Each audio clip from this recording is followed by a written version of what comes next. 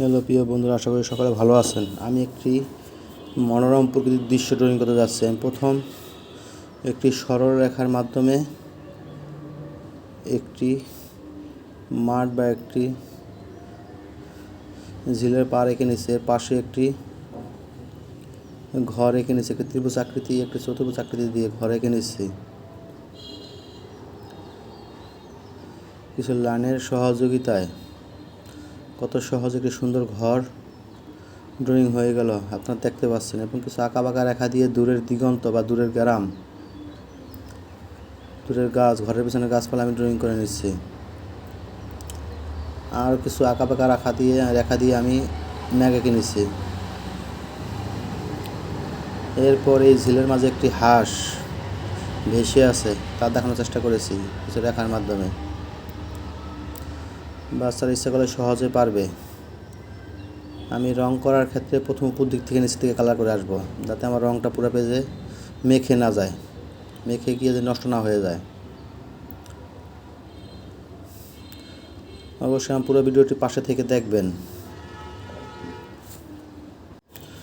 প্রতিটি সোনামণি আঁকতে চায়, তাই ওদের জন্য আঁকার বিকল্প বহুবার আঁকা, তাহলে তাদের আঁকার হাত সুন্দর হবে এবং সুন্দর দৃশ্য আঁকতে পারবে বা সুন্দর ছবি আঁকতে পারবে।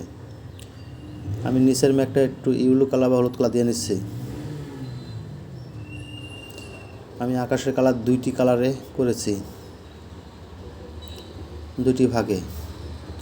ঘরের কালারটি করে নেব কমলা কালার দিয়ে। গাছের কালার দেওয়ার আগে নিচের দিকে আমি একটু ডার্ক ব্লু দেব। আমার ড্রয়িং যদি আপনাদের ভালো লাগে থাকে তাহলে অবশ্যই শেয়ার করতে ভুলবেন না, শেয়ার করে পাশে থাকবেন। আপনাদের শেয়ার হতে পারে আমার আঁকার প্রেরণা, কারণ যত বেশি প্রচার তত বেশি আঁকা। অবশ্যই শেয়ার করে যাবেন বা লাইক কমেন্ট করবেন। আমি দূরে কিছু তাল গাছ দিয়ে নিয়েছি রঙের মাধ্যমে ড্রয়িং করে নিই। নিচের জমিটা আমি সবুজ, লাইট সবুজ, ডিপ সবুজ দিয়ে করে নেব। প্রিয় বন্ধুগণ, আপনার সোনামণিদের মনোরম সুন্দর দৃশ্য আঁকাতে চান তাহলে অনেক বেশি বেশি চর্চা করতে হবে। যত বেশি ড্রয়িং করবে তত সুন্দর হবে হাতের আঁকা, এর বিকল্প নেই।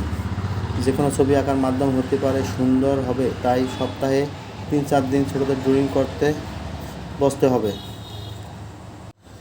সুন্দর একটি ড্রয়িং আঁকার দৃশ্য আঁকা শিখতে হলে তার পেছনে সময় দিতে হবে।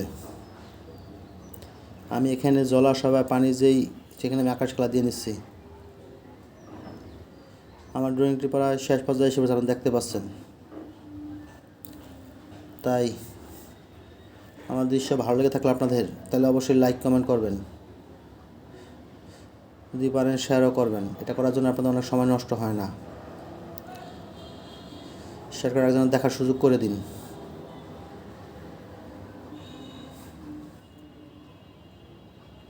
ড্রয়িং বাচ্চাদের সৃজনশীল করে তোলে, তাই ড্রয়িংয়ের বিকল্প নেই।